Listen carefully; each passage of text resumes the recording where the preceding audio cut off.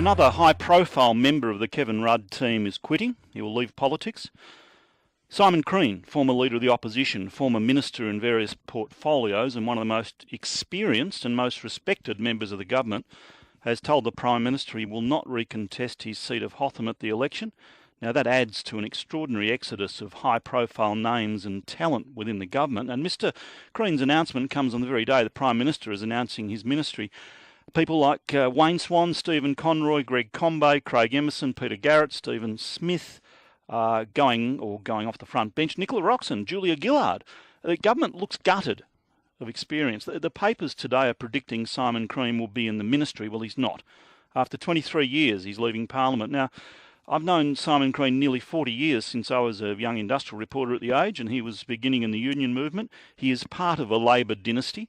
His father, Frank Crean, was, of course, famously treasurer in the Whitlam government and a very widely respected man. I've been chasing an interview with Simon Crean for weeks. When he called me last night and said he was available, I had to interrupt my holiday again. But I promise I'll be off again at 9 a.m. in the studio. Simon Crean, good morning. Hi, Neil. How are you? I'm well, thank you. Did Kevin Rudd try to talk you out of this?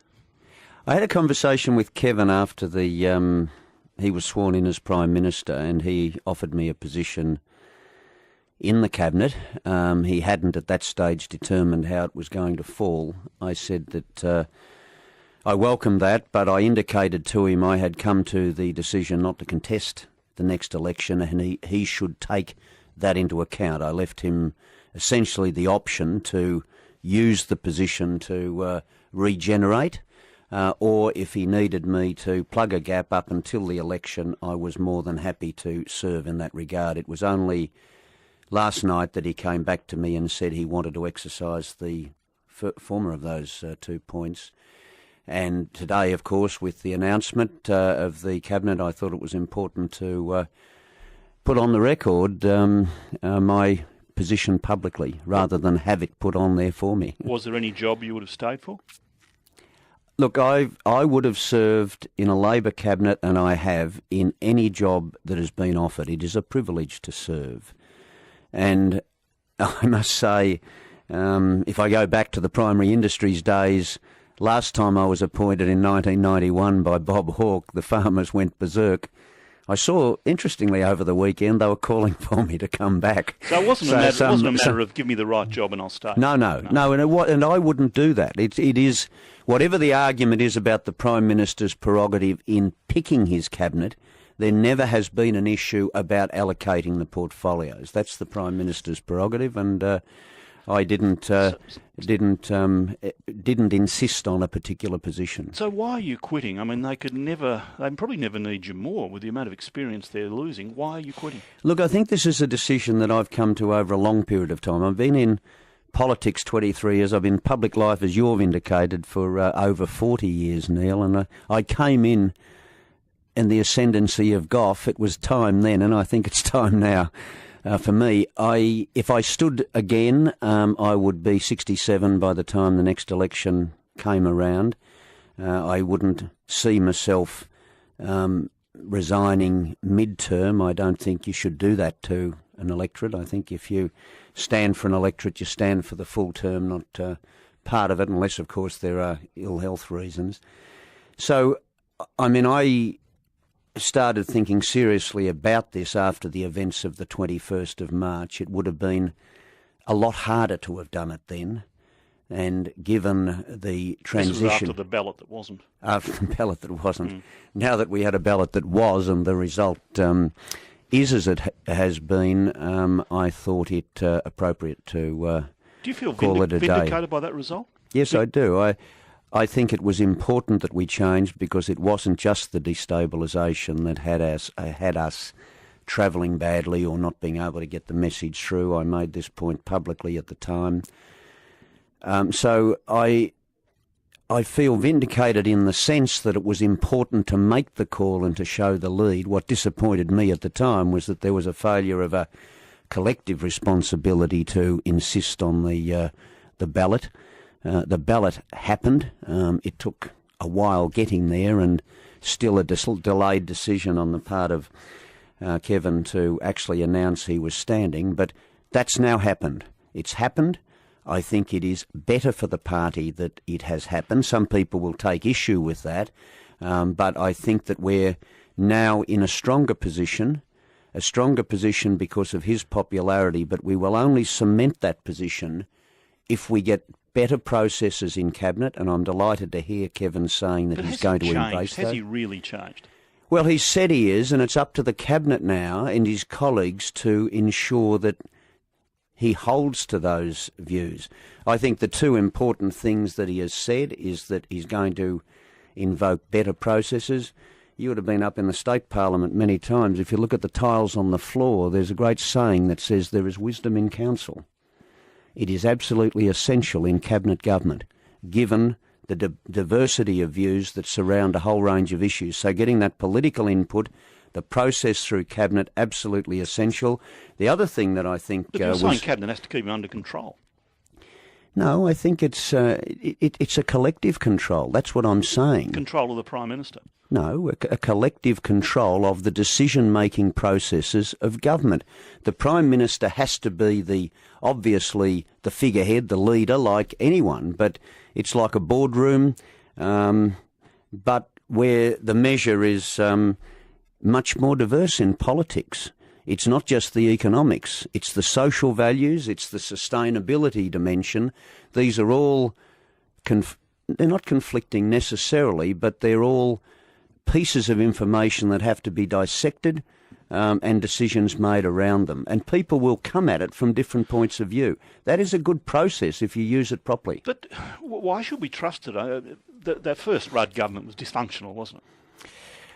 Well, I've been on the record as saying that there were times in which it was, but what I do say is that from all of Kevin's statements since he's been sworn in again as Prime Minister, he is determined to right that.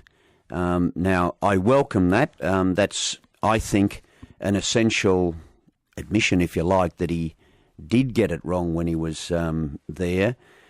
I think it's not just him, though, that really has to make this work. It's the Cabinet itself. You welcome and the party. You welcome the statements. Do you believe them?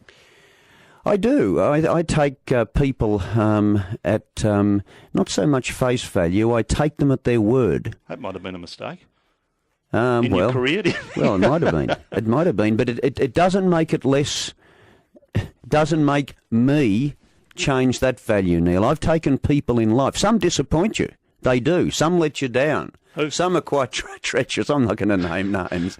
But I do take people at their word. And I say this in terms of the values that are essential to, and I say this to all budding politicians, but I say it to young people when I speak at schools, be true to yourself. Believe in and have the conviction to pursue it if you do believe in it. Now, that integrity factor, that sticking to your word, I think is absolutely essential. Bill Shorten is the new school education minister. Yep. He had asked to stay in employment, he told me, and Richard Marles, new trade minister. That's all we've got through at the moment. In reaction to those two? Yeah. Well, I spoke to Bill Shorten earlier today, and he told me that that's what he's got. He will be an excellent education minister because the foundations for the education reforms were laid by the former Prime Minister. The physical infrastructure was committed to out of the global financial crisis. That's when the two of them were working together. Now it's the focus on teachers, teacher quality, resources to schools. Bill will be an excellent advocate for that. You also said last year in this studio... And Richard Marles will be a great trade minister. And Anthony Albanese's communications. Yes, he's got communications as well as... He'll be great too. Yeah. He's argued the case in terms of communications and infrastructure. I might say the NBN is one of the most essential pieces of infrastructure this country can invest in. So the infrastructure portfolio encompassing NBN, I think, is a logical move. Everything's so terrific here. Why are you going? Because it's time. I leave it, and hopefully it's left in good shape. Well, you couldn't say it's in good shape. It looks gutted, doesn't it, with the number of people going? Well, except that I think that there has been a great raft of talent in the team. This is the opportunity for regeneration, renewal. And I think given what we've been through over the last 5 years, one way or the other, and the last 3 years in particular, where you couldn't get the message out because of the constancy of destabilisation. But who was responsible for that? The current Prime Minister? Well, I think that all were responsible in not pulling it better to heel. Anyway, it's happened, Neil, and I hope it's been an important lesson, and a lesson to the new generation, and they need to take it up now. Surely the lesson here is destabilisation works and you get rewarded for it. No, I don't think it... Well, he has been, hasn't he? Well, he's been returned, but I don't think destabilisation works. It was a long haul back getting there, and it was less to do with the destabilisation, quite frankly, as the realisation that our standing wasn't just due to the destabilisation. Do you believe the next election is winnable for Labor? I do. You've got to be odds against you, haven't they? I think, yeah, we're behind. There's no question about that, but I believe it's winnable. And the reason I believe it's winnable is because we are confronted with some very clear choices about how to build a nation, not just in economic terms, productivity and competitiveness, in an economy that's fundamentally in transition. This is how you spread the benefits of the resources boom, how you ensure other industries get going. But the increasing dimension these days, Neil, as important as restructuring the economy was in the 80s and 90s, which set us up for this continuous 22 years of economic growth, people are increasingly looking now at livability issues and sustainability issues. Now, these are the big challenges which I believe Labor is better placed, more in tune to address. Okay, could I also say they're looking at issues of trust, and they don't see a lot of reason to trust Labor because of what we've talked about in the past 3 years. Yeah, but I think trust is something that you've got to earn. If you look at the other side of politics, I think there's a trust deficit. Was Tony Abbott really that dangerous? Is he really this right-wing dangerous man that he's being painted? I mean, if you go to the question of trust, Neil, he's the sort of person that has said things like... dead, buried, cremated, don't believe it unless it's in writing. And then when it is in writing, he still tears that up. I mean, I think there is a trust question, and I think that is important to punters. I think that the thing that they look for most in their politicians is not the fact that they make hard decisions, not the fact that they argue strenuously a case, but they want to see that integrity value in their politicians, and it does have to be earned. It deserves being earned. It should be the bedrock of our political system. Do you agree politics have become too personal? Yes, I do. I think that we went through the last 3 years in particular where it became very personal. Not just on our side. If you look at the time before, it was true with Turnbull and Abbott and Joe Hockey and all those sorts of things. And as I said, when I made the decision in terms of Julia, it wasn't personal in my case. In fact, if it had been personal, I would have likely stuck with her. It was the question of the party ahead of the person. It was a question of the opinion polls ahead of the person too, wasn't it? Isn't this sort of... And the same thing with Kevin Rudd. He's back because of the opinion polls. No, it wasn't just opinion polls. It was also errors of judgment, lack of process. It wasn't just the opinion polls. I think the opinion polls people pay too much attention to. And if the view now is that because we've had a jump in the opinion polls, we're on the path back, people are looking for agendas. They're looking for the re-earning of the trust. I think Kevin is capable of earning the trust, but it's got to be around an agenda, not an opinion poll. And it's got to be earned. And it's got to be earned. But I think outcomes earn it. Delivery earns it. And it's conviction in terms of pursuing approaches that is the vehicle for that earning. You sound as if you're not quite convinced he's changed, but you're hoping he has. Well, is that a fair comment? Yeah, well, he's just got back in the job. I'm convinced that he understands why he lost the leadership last time, and he is genuinely determined not just to correct that, but really over the course of the next couple of months, it's the fight of his life. Now, he is a fantastic campaigner. That was demonstrated back in 2007. But there are issues there that really need to be put front and centre in terms of the differentiation, like the schools. Because we're the only ones committed to the extra money for schools. The Libs are going to scrap it. The Libs are going to get rid of, they're going to go to a second-rate national broadband network. It's okay, you're going now. You don't have to trot the message out. But you're asking me the points of What I'd differentiation. like to, has Julia Gillard forgiven you? Oh, no, I think that'll take a take a while, I suspect. I really haven't had a conversation with her. I think at the appropriate time, if she's... I'm more than happy to have a conversation with her at any time. I think she is a wonderful person. I've known her over a number of years. I've mentored her. We've been away together. We've hiked together. We've done all of those sorts of things. So it's a bit at some stage... a bit sad when it all gets this personal and bitter, though. Well, as I said, in my case, it wasn't personal. I hold no animosity to her, and I made that point clear at the time.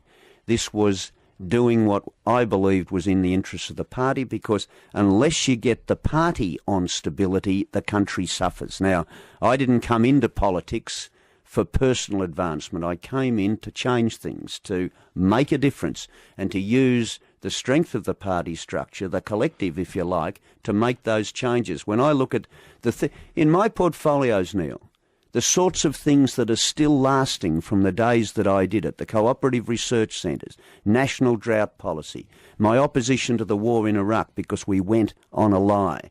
When I look at what I did in trade, even though Doha didn't get up, we've got a free trade agreement in ASEAN.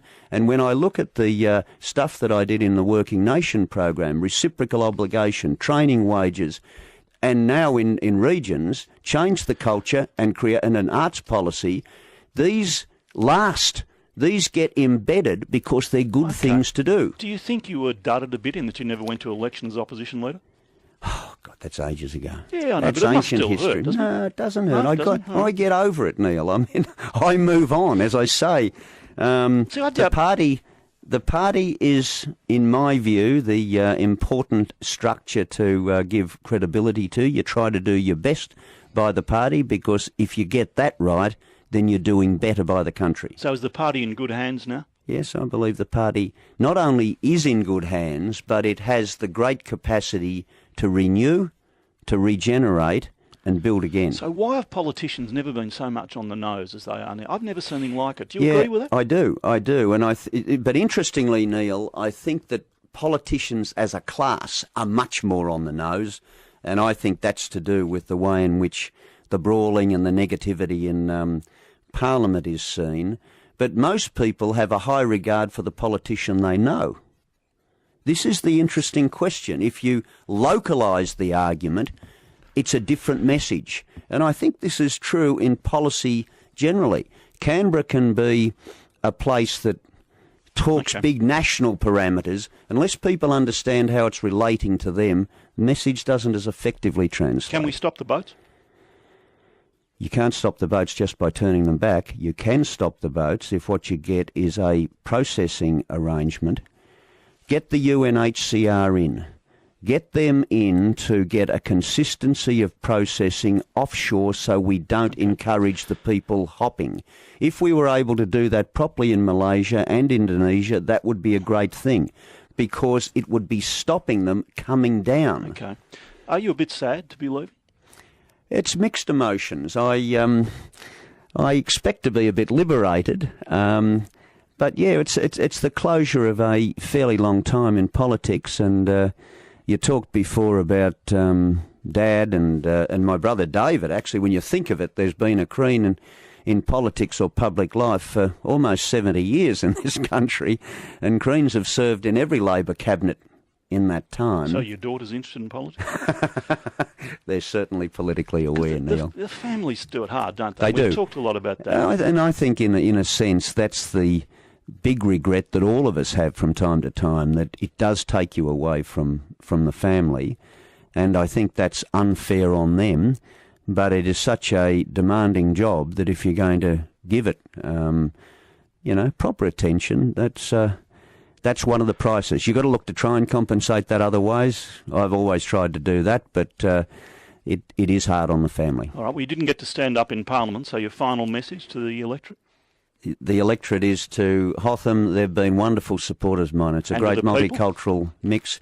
To the people, Have faith in the Parliament. The Parliament is a great institution. Use it properly. Democracy is your security. So keep your politicians accountable. And as I say, make sure they're true to themselves. And I also believe the other quality that's pretty important is loyalty. But you've got to give it to get it. I've given it, haven't always got it. Haven't seen a lot of it in the past 3 years, have we? Well, it depends who you talk to, and depends where it applies. But yeah, it does fall differentially. So does the integrity factor. But both of those things are important. But to the electors of Hotham, thank them for their great continuing and increased support for me over the years. I'll never forget them. They've been a wonderful constituency to work for, and I look forward to working in the campaign to get the next member elected there. Labor's elder statesman now, Simon Crean. I've been referred to that before. Just that I'm finishing. Thank you Signing off. Thank you for coming in. Pleasure, Neil. Simon Crean.